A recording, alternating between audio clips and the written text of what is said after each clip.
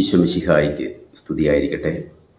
ഈ പ്രഭാതത്തിൽ ദൈവത്തിൻ്റെ പരിശുദ്ധാത്മാവ് നമ്മെ ഓരോരുത്തരെയും കൃപകളാലും വരങ്ങളാലും നിറയ്ക്കട്ടെ എന്ന് പ്രാർത്ഥിക്കുന്നു. പ്രിയമുള്ളവരെ, ഏകദേശം ഒരു മാസത്തോളം കഴിഞ്ഞിരിക്കുന്നു ഈ വീഡിയോ യൂട്യൂബ് പ്ലാറ്റ്ഫോമിൽ നമ്മൾ കണ്ടിട്ട്. തിരക്കുകൾ ഉണ്ടായിരുന്നു. ഇവിടെ ശുശ്രൂഷകൾ ഭംഗിയായിട്ട് പോകുന്നുണ്ട്. അതുകൊണ്ട് തന്നെ മലയാളത്തിലുള്ള വീഡിയോസ് വേണ്ട എന്ന ഒരു തീരുമാനത്തിലേക്ക് വരികയായിരുന്നു. അതുകൊണ്ടാണ് കഴിഞ്ഞ നാളുകളിൽ വീഡിയോ ഒന്നും ഇടാതിരുന്നത്. എങ്കിലും പരസ്പരം ബന്ധപ്പെട്ടിരിക്കേണ്ടത് അനിവാര്യതയാണല്ലോ എന്ന് കരുതി, പ്രത്യേകിച്ച് ഈ ദിവസത്തിൻ്റെ പ്രാധാന്യവും മനസ്സിലാക്കിക്കൊണ്ട് ദൈവത്തിൻ്റെ പരിശുദ്ധാത്മാവിൽ ഇന്ന് നിങ്ങളോട് അല്പനേരം സംവദിക്കാമെന്ന് ഞാൻ ആഗ്രഹിക്കുകയായിരുന്നു. പ്രത്യേകിച്ച് വളരെ പ്രധാനപ്പെട്ട ഒരു സമയത്തിലൂടെ നമ്മൾ കടന്നു പോവുകയാണ്. വിശ്വാസികളായ നമ്മെ സംബന്ധിച്ചിടത്തോളം വിശ്വാസം പരീക്ഷിക്കപ്പെടുന്ന, പ്രലോഭിക്കപ്പെടുന്ന ഒരു കാലഘട്ടത്തിലെ ആണ് നമ്മൾ ജീവിക്കുക. അതോടൊപ്പം തന്നെ സത്യമേത് മിഥ്യേത് എന്ന് മനസ്സിലാക്കാൻ പറ്റാത്ത വിധം സത്യവും നുണയും ശരിയുമൊക്കെ ഇഴചേർന്ന് ഇടകലർന്ന് വളർന്നു വരുന്ന ഒരു കാലഘട്ടത്തിലാണ് നമ്മൾ. ഇതൊക്കെയാണ് ദൈവത്തിൻ്റെ വചനം വളരെ വ്യക്തമായിട്ട് പറഞ്ഞത്. കളകളും ചെടിയും നെൽച്ചെടിയും ഒരുമിച്ച് വളരട്ടെ. അപ്പോൾ പിന്നെ പക്ഷേ ഇവിടെ ഇപ്പോൾ പ്രശ്നം വന്നിരിക്കുന്നത് കളയേത് ചെടിയേത് എന്ന് നെൽച്ചെടിയേത് എന്ന് തിരിച്ചറിയാൻ പറ്റാത്ത വലിയൊരു അവസ്ഥയിലേക്ക് സാധാരണ വിശ്വാസ സമൂഹം എത്തപ്പെട്ടിരിക്കുന്നു എന്നുള്ള ഒരു വലിയ ദുരവസ്ഥ നമ്മുടെ മുമ്പിലുണ്ട്. അപ്പോൾ ഒരു പ്രവാചക ദൗത്യം ഏറ്റെടുക്കുന്ന വ്യക്തികളെ സംബന്ധിച്ചിടത്തോളം കളയേത് ചെടിയേത് എന്ന് പറഞ്ഞ് വ്യക്തമാക്കി കൊടുക്കുക എന്നുള്ളത് വളരെ പ്രധാനപ്പെട്ട ഒരു കാര്യമാണ്. അതുകൊണ്ട് തന്നെയാണ് ഇടയ്ക്കെങ്കിലുമൊക്കെ നിങ്ങളോട് ഈ യൂട്യൂബ് പ്ലാറ്റ്ഫോമിൽ സംവദിക്കാമെന്ന് ഞാൻ ആഗ്രഹിക്കുകയും അതിനായി പ്രാർത്ഥിക്കുകയും ചെയ്യുന്നത്. ഞാനിന്ന് പ്രഭാതത്തിൽ നിങ്ങളോട് ഒരു കൊച്ചു കഥ പറഞ്ഞുകൊണ്ട് ആരംഭിക്കാമെന്ന് വിചാരിക്കുക. മനോഹരമായൊരു കഥയാണ്.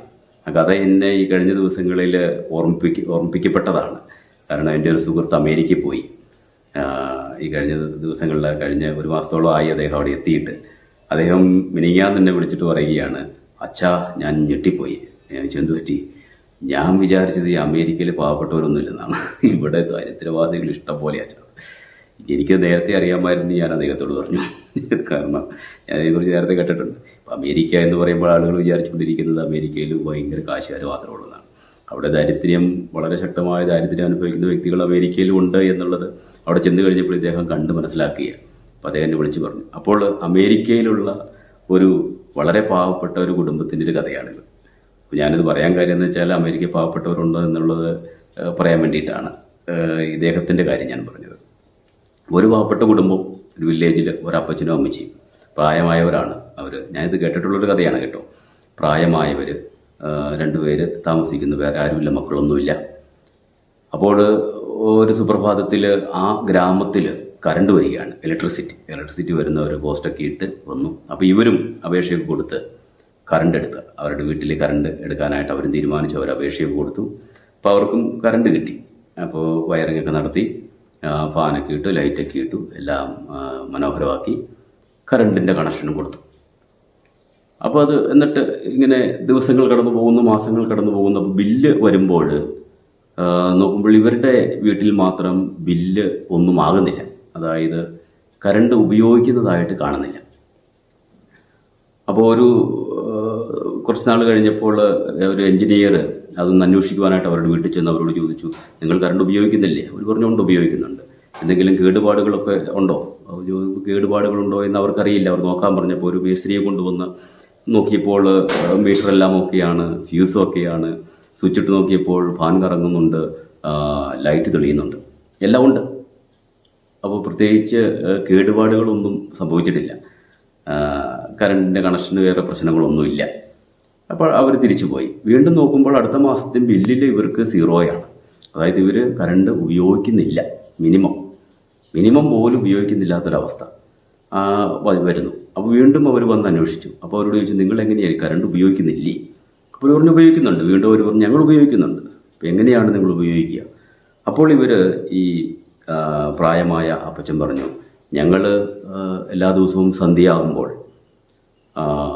ഞങ്ങൾ ലൈറ്റ് ഓൺ ചെയ്യും. ലൈറ്റ് ഓൺ ചെയ്ത് ആ വെളിച്ചത്തിൽ ഞങ്ങളുടെ മണ്ണെണ്ണ വിളക്ക് കണ്ടുപിടിക്കും. എന്നിട്ട് ആ മണ്ണെണ്ണ വിളക്ക് ആ ലൈറ്റിൻ്റെ വെളിച്ചത്തിൽ ഞങ്ങൾ കത്തിക്കും. എന്നിട്ട് ഞങ്ങൾ ലൈറ്റ് ഓഫ് ചെയ്യും. പിന്നീടുള്ള ജീവിതം മണ്ണെണ്ണ വിളക്കിൻ്റെ വെളിച്ചത്തിലാണ്. അതുകൊണ്ടാണ് കറണ്ടിന് ചാർജ് വരാത്തത്. ഞാനിത് പറയുമ്പോൾ ഇതിൻ്റെ ആന്തരികാർത്ഥം നിങ്ങൾക്ക് മനസ്സിലായെന്നാണ് ഞാൻ വിചാരിക്കുക. എങ്കിലും ഞാൻ പറയാം, ഈ ഇലക്ട്രിസിറ്റി കണക്ഷൻ ഉണ്ടായിട്ടും അതുപയോഗിക്കാതെ പഴയ റാന്തൽ വിളക്കിൻ്റെ മണ്ണെണ്ണ വിളക്കിൻ്റെ വെളിച്ചത്തിൽ ഇപ്പോഴും ജീവിക്കുന്ന മനുഷ്യർ ഒത്തിരിയേറെ ഉള്ള ഒരു കാലഘട്ടത്തിലാണ് നമ്മൾ ജീവിക്കുക. നമുക്കറിയാം, സഭയാകുന്ന പവർ ഹൗസിൽ നിന്ന് കൂദാശകളിലൂടെ പ്രവഹിക്കുന്ന ശക്തി സ്വീകരിച്ചുകൊണ്ടാണ് വിശ്വാസികൾ തങ്ങളുടെ വിശ്വാസ ജീവിതം മുന്നോട്ട് കൊണ്ടുപോവുക. സഭയാകുന്ന പവർ ഹൗസിൽ നിന്ന് പുറപ്പെടുന്ന ആത്മീയ ശക്തി എന്ന് പറയുന്നത് കൂദാശകളിലൂടെ വെളിപ്പെടുന്ന ശക്തിയാണ്. ഈ കൂദാശകൾ പരികർമ്മം ചെയ്യുവാനായി നിയോഗിക്കപ്പെട്ടിരിക്കുന്ന വ്യക്തികളുടെ പേര് പുരോഹിതരെന്നാണ്. ഈ കൂദാശകൾ സ്വീകരിക്കുന്ന വ്യക്തികളുടെ പേര് വിശ്വാസികളെന്നാണ്. വിശ്വാസികളും പുരോഹിതരും ആരായണമെന്ന് എന്നും മനസ്സിലാക്കാൻ വേണ്ടി ഞാൻ പറഞ്ഞതാണ്. അതായത് കൂദാശകൾ സ്വീകരിച്ച് ജീവിതത്തെ ക്രമീകരിക്കുന്ന വ്യക്തികളുടെ പേരാണ് വിശ്വാസികൾ.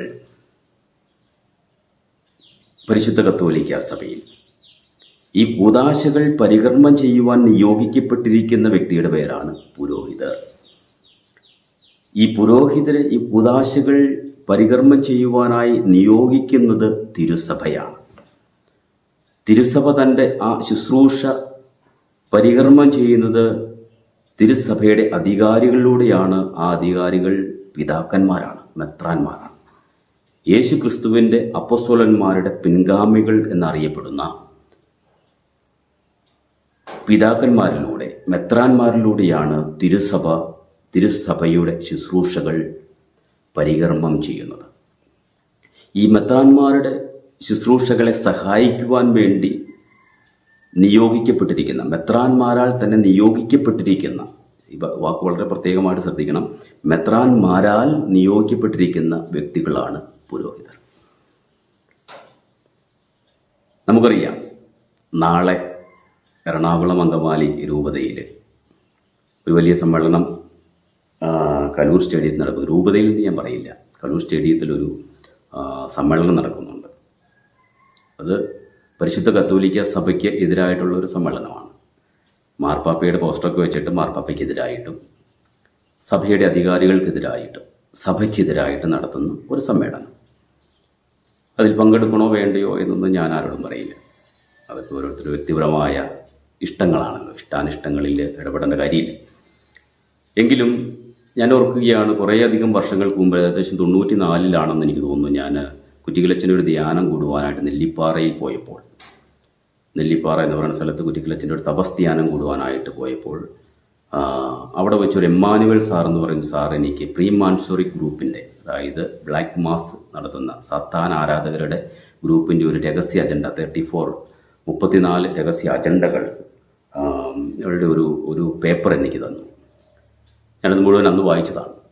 അപ്പോൾ അതിൽ ഒത്തിരിയേറെ കാര്യങ്ങൾ പറയുന്നുണ്ട്, ഈ പ്രീ മോൺസറി ഗ്രൂപ്പിൻ്റെ അജണ്ട എന്തൊക്കെയാണെന്ന്. അതിൽ എന്നെ അത്ഭുതപ്പെടുത്തിക്കൊണ്ട് ഞാൻ വായിച്ചൊരു അജണ്ട ഇതാണ്: സെമിനാരികളിൽ നുഴഞ്ഞു കയറുന്ന പ്രീ മോൺസറി ഗ്രൂപ്പിൻ്റെ കാൻഡിഡേറ്റ്സിനെ കുറിച്ച്, അല്ലെങ്കിൽ സഭയുടെ തലപ്പത്ത് വരെ, മെത്രാൻ പദവിയിൽ വരെ എത്താനുള്ള പരിശ്രമങ്ങൾ നടത്തിക്കൊണ്ടിരിക്കുന്ന സത്താൻ ആരാധകരുടെ പരിശ്രമങ്ങളെക്കുറിച്ച് അതിലൊരു രഹസ്യ അജണ്ടയായിട്ട് ഞാനന്ന് വായിച്ചതാണ്. ഇപ്പോൾ എൻ്റെ കയ്യിൽ ആ ലിസ്റ്റ് ഇല്ല. ആരുടെയെങ്കിലും കയ്യിലുണ്ടെങ്കിൽ എനിക്കത് അയച്ചു തരികയാണെങ്കിൽ വലിയ ഉപകാരമാണ്.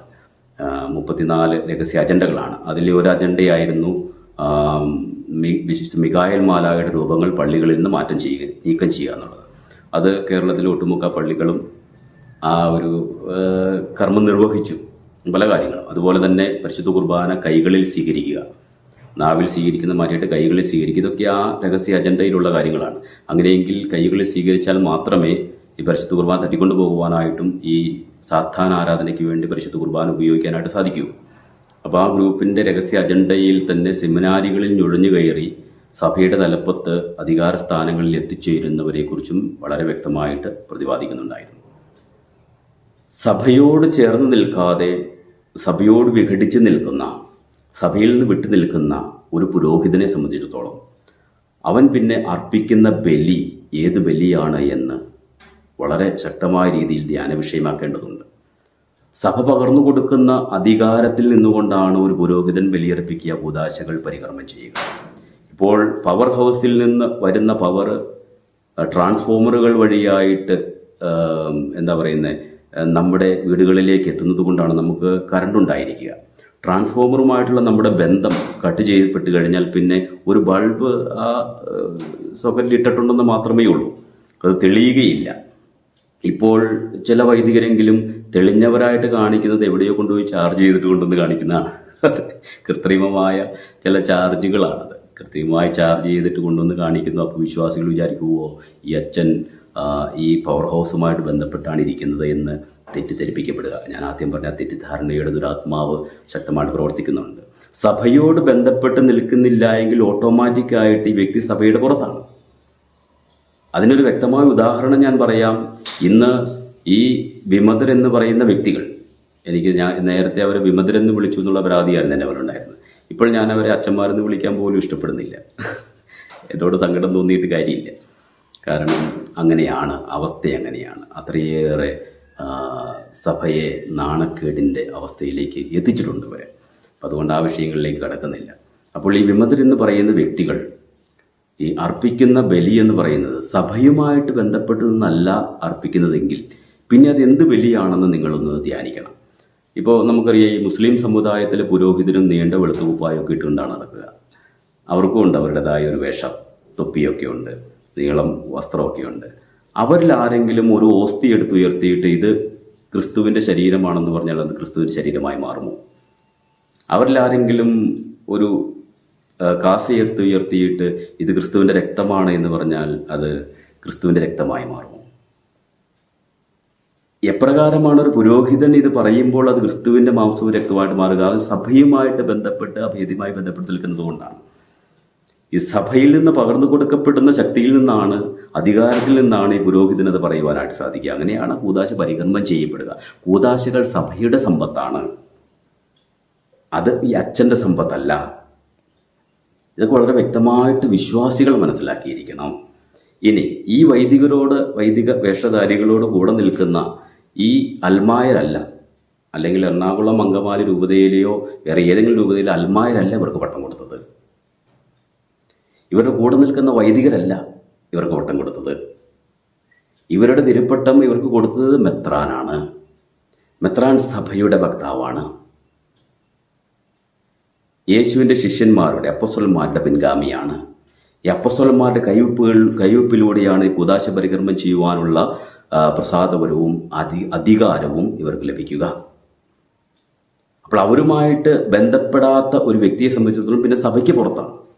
നമുക്കറിയാം, പൗലോസ്ലീഹ വളരെ വ്യക്തമായിട്ട് പറയുന്നുണ്ട്, നിങ്ങളിൽ രണ്ടുപേർ തമ്മിൽ ഒരു ഡിസ്പ്യൂട്ട് ഉണ്ടാകുമ്പോൾ നിങ്ങൾ പരസ്പരം ആദ്യം സംസാരിക്കുക, അത് കഴിഞ്ഞ് മൂന്നാമതൊരാളോട് സംസാരിക്കുക, അതിനുശേഷം വീണ്ടും ഒരു ഗ്രൂപ്പായിട്ട് സംസാരിക്കുക, അതിനുശേഷം അവരാരെയും കേൾക്കുന്നെങ്കിൽ സഭയോട് പറയുക. സഭയെയും അവൻ കേൾക്കുന്നില്ല എങ്കിൽ പിന്നെ അവൻ നിനക്ക് വിജാതീയനെ പോലെ ആയിരിക്കട്ടെ.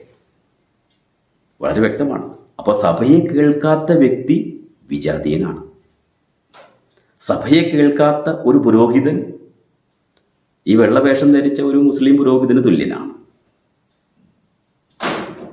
സഭയെ കേൾക്കാത്തവൻ സഭയ്ക്ക് പുറത്തു നിൽക്കുന്നവനാണ്. അവൻ നിനക്ക് വിജാതീയനെ പോലെ ആയിരിക്കട്ടെ. സഭയെ കേൾക്കാത്ത വ്യക്തികൾ പുറത്തു നിൽക്കുന്ന വിജാതീയനാണ്. പുറത്തു നിൽക്കുന്ന ഒരു വിജാതീയൻ തിരുവോസ്തിയെടുത്ത് ഉയർത്തിയിട്ട് അത് യേശുവിൻ്റെ ശരീരരക്തമാണെന്ന് പറഞ്ഞാൽ അങ്ങനെയാകുന്നില്ല. ഹല്ലേലൂയ. ഇത് മനസ്സിലാക്കിയിരിക്കണം.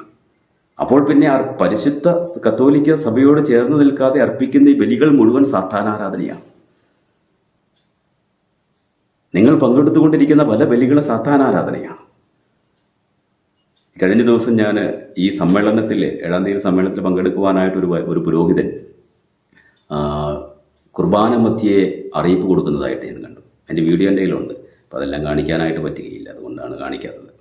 വീഡിയോയിൽ അദ്ദേഹം പറയും, പച്ച നുണകൾ തന്നെ പറഞ്ഞുകൊണ്ടിരിക്കുകയാണ്. അതായത് ഇന്ന് എല്ലാ കാര്യങ്ങളും വളരെ വ്യക്തമായിട്ട് ജനങ്ങൾക്ക് അറിയേണ്ടവർക്ക് അറിയാം. എന്തെല്ലാം കാര്യങ്ങളാണ് വളരെ വ്യക്തമായിട്ട്, അതായത് എറണാകുളത്തെ സ്ഥല വിൽപ്പനയുമായിട്ട് ബന്ധപ്പെട്ട കാര്യങ്ങൾ, റെസ്റ്റിറ്റ്യൂഷൻ്റെ കാര്യങ്ങൾ, ഇതൊക്കെ വളരെ വ്യക്തമായിട്ട് അറിയാം. അറിയില്ലെങ്കിൽ എന്നോട് ചോദിച്ചാൽ പറഞ്ഞു തരാം. കാരണം എൻ്റെ കയ്യിൽ അതിൻ്റെ ഫുൾ ഡീറ്റെയിൽസ് ഉണ്ട്. അതിൻ്റെ എത്ര കോടി രൂപ നഷ്ടം വന്നു എന്ന് പറയുന്നു. അതിന് തിരിച്ചു മേടിച്ച സ്ഥലത്തിൻ്റെ വാല്യൂ എത്രത്തോളമുണ്ട്. അപ്പോൾ ഈ റെസ്റ്റിറ്റ്യൂഷൻ എന്ന് പറയുന്നത് എത്രയോ അർത്ഥശൂന്യമായ കാര്യമാണ്. ഇനി ഈ സ്ഥലക്കച്ചവടത്തിൽ കർദിനാളിൻ്റെ കൈകളിലാണോ പ്രവർത്തിച്ചിട്ടുള്ളത്, അതെയോ അതിൻ്റെ പിന്നിൽ പ്രവർത്തിച്ച കിരാതകരങ്ങൾ ഇപ്പോൾ എവിടെയാണ്? ഇതൊക്കെയുള്ള കാര്യങ്ങളൊക്കെ വ്യക്തിപരമായിട്ട് ചോദിച്ചു കഴിഞ്ഞാൽ ഇതൊന്നും പബ്ലിക്കായിട്ട് വിളിച്ച് പറയേണ്ട കാര്യങ്ങളല്ല. വ്യക്തിപരമായിട്ട് ചോദിച്ചാൽ അതിൻ്റെ ഫുൾ ഡീറ്റെയിൽസ് എൻ്റെ കയ്യിലുണ്ട്. അതുപോലെ തന്നെ വ്യാജരേഖ നിർമ്മിച്ചതിൻ്റെ FIRൻ്റെ കോപ്പി അതിൻ്റെ കയ്യിലുണ്ട്. അതിൻ്റെ കോപ്പി എൻ്റെ കയ്യിൽ കിട്ടിയിട്ടുണ്ട്. ഇല്ലെങ്കിൽ നിങ്ങൾക്ക് ഏതെങ്കിലും ഇത് സംശയമുണ്ടെങ്കിൽ മാത്യു ചെമ്പുകണ്ടത്തിൽ അച്ഛൻ എന്ന് പറഞ്ഞൊരു അച്ഛനുണ്ട്. സീമേച്ചൻ തന്നെയാണ്, കരയിൽ പിതാവിൻ്റെ സഭയുടെ എല്ലാവരും അച്ഛനാണ്. ആ അച്ഛൻ്റെ റൈറ്റിങ്സുകളുണ്ട്. അദ്ദേഹത്തെ കോൺടാക്ട് ചെയ്താലും വ്യക്തമായിട്ട് ഇതിനുള്ള ഉത്തരം നിങ്ങൾക്ക് കിട്ടും.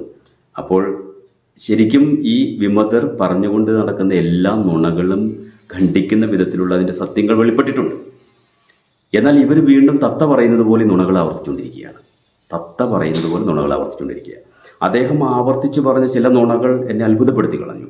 അദ്ദേഹം പറയുകയാണ്, ഈ പരിശുദ്ധ കുർബാന ഏകീകരിച്ചു കഴിഞ്ഞാൽ, അതിനെ അംഗീകരിച്ചു കഴിഞ്ഞാൽ കൊന്തയില്ലാണ്ടാകും, നൊവേന ഇല്ലാണ്ടാകും, ആരാധന ഇല്ലാണ്ടാകും, ഇപ്രകാരമുള്ള ഭക്തകൃത്യങ്ങളൊക്കെ ഇല്ലാണ്ടാകും. ഇതെല്ലാം വേണ്ടത് വയ്ക്കും, കുരിശു മാറ്റും, സക്രാരി മാറ്റും, ഇതെല്ലാം മാറ്റും. ഞാൻ എൻ്റെ ഓർമ്മ വെച്ച നാൾ മുതൽ ഇപ്പോൾ സിനഡ് അനുവർത്തിക്കുന്ന പറഞ്ഞിരിക്കുന്ന രീതിയിൽ പരിശുദ്ധ കുർബാന അർപ്പിക്കുന്ന കോതമംഗലം രൂപതയിലെ അംഗമാണ്. ഞാൻ എൻ്റെ ഓർമ്മ വെച്ച നാൾ മുതൽ കണ്ടുവരുന്ന അല്ലെങ്കിൽ അർപ്പിച്ചു വരുന്ന പരിശുദ്ധ കുർബാന ഇതാണ്. ഈ കോതമംഗലം രൂപതയിൽ കൊന്ത അവസാനിച്ചിട്ടില്ല, കൂതാശകൾ അല്ലെങ്കിൽ നൊവേനകളൊന്നും അവസാനിപ്പിച്ചിട്ടില്ല, ഉണക്കമാസങ്ങൾ അവസാനിച്ചിട്ടില്ല, കുരിശുകൾ അൾത്താരയിൽ നിന്ന് മാറ്റിയിട്ടില്ല, സക്രാരി അൾത്താരയിൽ നിന്ന് മാറ്റിയിട്ടില്ല. അപ്പോൾ ഇതൊക്കെ പച്ച നുണയാണ് അൾത്താരയിൽ നിന്ന് വിളിച്ച് പറയുക, പച്ച നുണ പറയുകയാണ്. അപ്പോൾ ഇങ്ങനെയുള്ള കാര്യങ്ങളൊക്കെ എടുത്തു മാറ്റുമെന്ന് പറയുമ്പോൾ സാധാരണ സിമ്പിളായിട്ടുള്ളൊരു വിശ്വാസി, പള്ളിയെത്തിരിക്കുന്ന ഒരു അമ്മച്ചി വിചാരിക്കും ഈ കർദിനാളും ഈ മാർപ്പാപ്പയും ഒക്കെ തെറ്റാണ്, ഈ ഞങ്ങളുടെ വികാരച്ചൻ മാത്രമാണ് ശരി പറയുന്നതെന്ന് വിചാരിക്കും. അച്ഛൻ്റെ ആ വീഡിയോയുടെ താഴെ ഒത്തിരി പേര് മെസ്സേജ്, ഇത്രയും കൃത്യമായിട്ട് അച്ഛൻ കാര്യങ്ങൾ പറഞ്ഞ് മനസ്സിലാക്കി തന്നതിൽ ഒത്തിരി നന്ദിയെന്ന്. ഇതുകൊണ്ടാണ് ഞാൻ പറഞ്ഞത്, പരിശുദ്ധാത്മാവിനോട് ആഴത്തിൽ പ്രാർത്ഥിക്കണം. എന്തിനു വേണ്ടി പ്രാർത്ഥിക്കണം? ജ്ഞാനം ലഭിക്കാൻ വേണ്ടി പ്രാർത്ഥിക്കണം.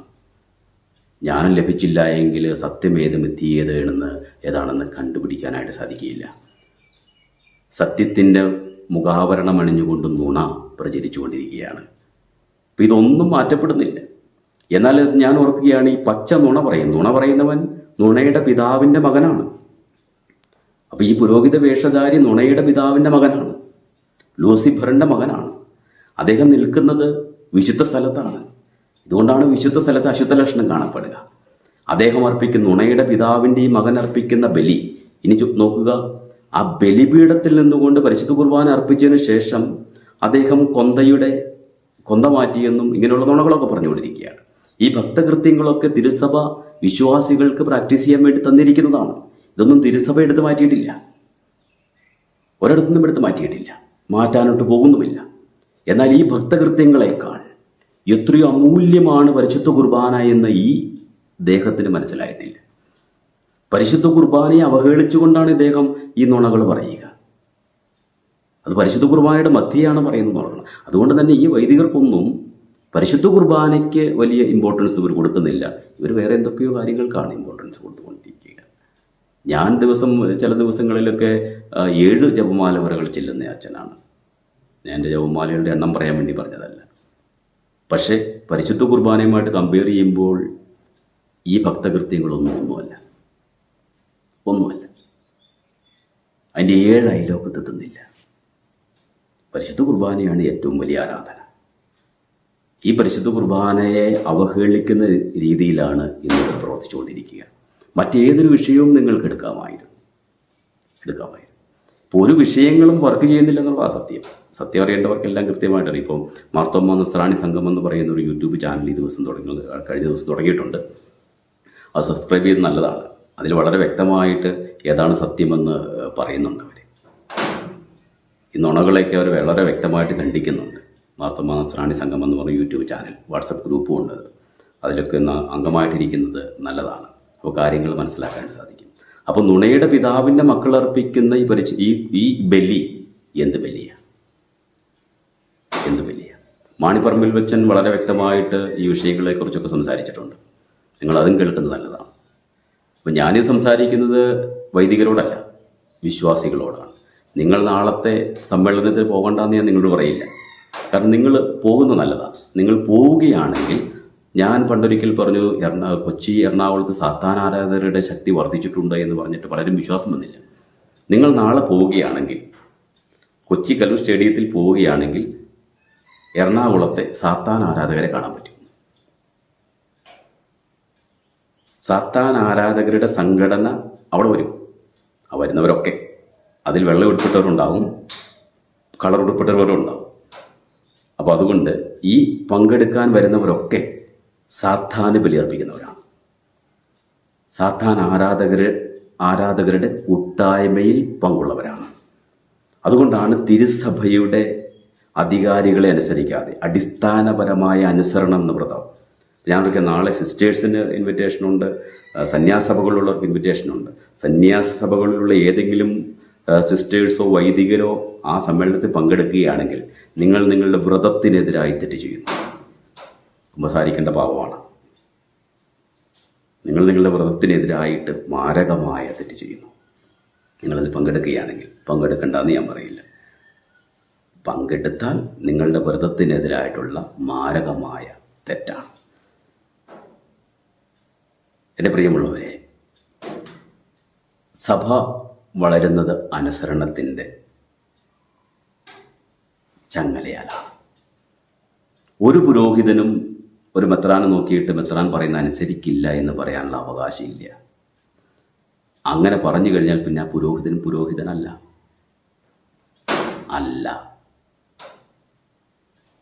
ഒരു പുരോഹിതൻ്റെ പൗരോഹിത്യം ഒരു മെത്രാൻ്റെ കൈവപ്പ് വഴിയായിട്ടാണ്. നേരിട്ട് സ്വർഗത്തിൽ നിന്ന് എനിക്ക് കിട്ടി എന്ന് പറയുന്നത് പെന്തക്കോസ്തുകാരുടെ ശൈലിയാണ്.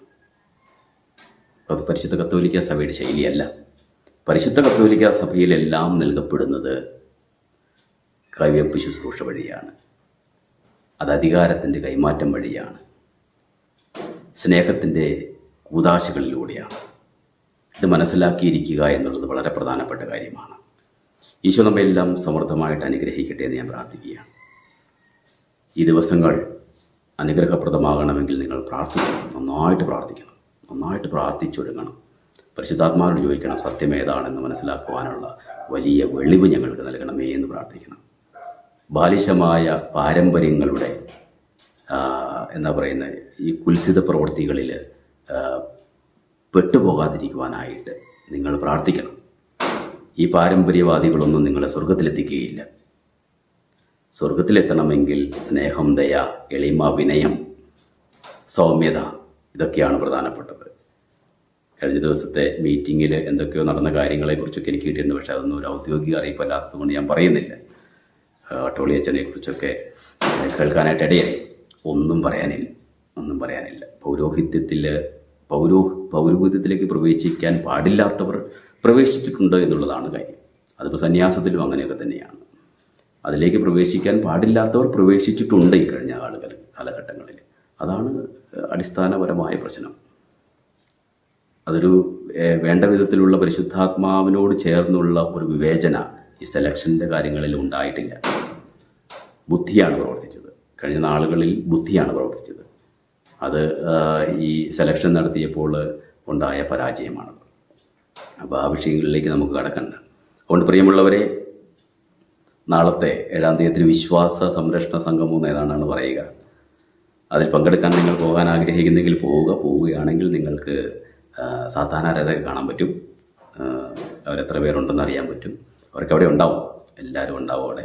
അപ്പോൾ അതുകൊണ്ട് പോയി കണ്ട് മനസ്സിലാക്കി, പിന്നെ പിന്നീട് നിങ്ങൾക്ക് ഇവരെ കണ്ടു കഴിഞ്ഞാൽ മനസ്സിലാവുമല്ലോ ഒരിടവകയിൽ എത്ര സാത്താനാരാധകരുണ്ട് എന്നും ആ രൂപത്തിൽ എത്ര സാത്താനാരാധകരുണ്ട് എന്നും കണ്ട് മനസ്സിലാക്കാനായിട്ട് സാധിക്കും. ഈശോ സമൃദ്ധമായിട്ട് നിങ്ങളെയൊക്കെ അനുഗ്രഹിക്കട്ടെ. ഈ വിഷയങ്ങളെക്കുറിച്ച്, എറണാകുളത്തെ എല്ലാ വിഷയങ്ങളെക്കുറിച്ചും വളരെ വ്യക്തമായ പഠനങ്ങൾ മർത്തോമ നസ്രാണി സംഘം എന്ന് പറയുന്ന യൂട്യൂബ് ചാനലിലുണ്ട്. നിങ്ങൾ ആ ചാനൽ സബ്സ്ക്രൈബ് ചെയ്ത് അതിലെ വരുന്ന അറിയിപ്പുകളൊക്കെ അറിയുകയാണെങ്കിൽ നിങ്ങൾക്ക് അതിനെക്കുറിച്ച് വ്യക്തമായ ധാരണ കിട്ടും. ഇതെൻ്റെ ഒരു അപേക്ഷയാണ്. നിങ്ങൾ സത്യം മനസ്സിലാക്കണമെങ്കിൽ നിങ്ങൾ ആ ചാനലൊന്ന് സബ്സ്ക്രൈബ് ചെയ്യുക. വ്യക്തമായിട്ട് മാണിപ്പറമ്പിലച്ചൻ്റെ ക്ലാസ്സുകളൊക്കെ അതിനകത്തുണ്ട്. മാണിപ്പറമ്പിലച്ച വ്യക്തമായിട്ട് ഇതിനെക്കുറിച്ചൊക്കെ പറഞ്ഞിട്ടുണ്ട്. മറ്റു ചില വൈദികരും അതിനെക്കുറിച്ച് വളരെ വ്യക്തമായിട്ട് പറഞ്ഞിട്ടുണ്ട്. പ്രാർത്ഥിക്കുകയാണ്, നമുക്ക് പ്രാർത്ഥിക്കാം. ആൻഡ്രൂസ് താഴത്ത് പിതാവിന് വേണ്ടി പ്രാർത്ഥിക്കാം, മാലഞ്ചേരി പിതാവിന് വേണ്ടി പ്രാർത്ഥിക്കാം, ബിഷപ്പ് എമറിത്തൂസായ കനീൽ പിതാവിന് വേണ്ടി പ്രാർത്ഥിക്കാം. ദൈവഹിതത്തിന് കീഴ്വഴങ്ങുവാനായിട്ട് ഇവർക്കൊക്കെ സാധിക്കട്ടെ. ദൈവസമർത്ഥമായി നമ്മെ ഓരോരുത്തരെയും അനുഗ്രഹിക്കട്ടെ. പിതാവ് അവിടെ നിന്ന് എനിക്ക് നൽകിയിരിക്കുന്ന പൗരോഹിത്യത്തിൻ്റെ അധികാരത്താലും തിരുസഭയുടെ അധികാരത്താലും പരിശുദ്ധാത്മാവിൻ്റെ പ്രത്യേക കൃപാവരങ്ങളാലും പരിശുദ്ധ കനികാമറിയത്തിൻ്റെയും വിശുദ്ധ യോസേപ്പ് പിതാവിൻ്റെയും വിശുദ്ധ പാതിരേപ്പിയുടെ സെബസ്ത്യാനോസിൻ്റെയും വിശുദ്ധ ഗീവർഗീസിൻ്റെയും വിശുദ്ധ മിഖായേൽ മാലാഖയുടെയും പ്രത്യേകം ആശക്തിയിൽ ആശ്രയിച്ചുകൊണ്ട് കുര്യൻ വലിയകടത്തിൽ പിതാവിൻ്റെ ശ്ലൈഹിക ആശീർവാദത്തോട് ചേർന്ന് നിന്നുകൊണ്ട് പിതാവിൻ്റെയും പുത്രൻ്റെയും പരിശുദ്ധാത്മാവിൻ്റെയും നാമത്തിൽ എന്നെ കേൾക്കുന്ന എല്ലാ മക്കളെയും അനുഗ്രഹിച്ച് ആശീർവദിക്കുന്നു. നമ്മുടെ കർത്താവ് ഈശോമിശിഹായുടെ കൃപയും പിതാവായ ദൈവത്തിൻ്റെ സ്നേഹവും പരിശുദ്ധാത്മാവിൻ്റെ സഹവാസവും നിങ്ങളോടുകൂടെ എല്ലായ്പ്പോഴും ഉണ്ടായിരിക്കട്ടെ, എപ്പോഴും എന്നേക്കും. ആമേൻ. ഈശോമിശിഹായ്ക്ക് സ്തുതിയായിരിക്കട്ടെ.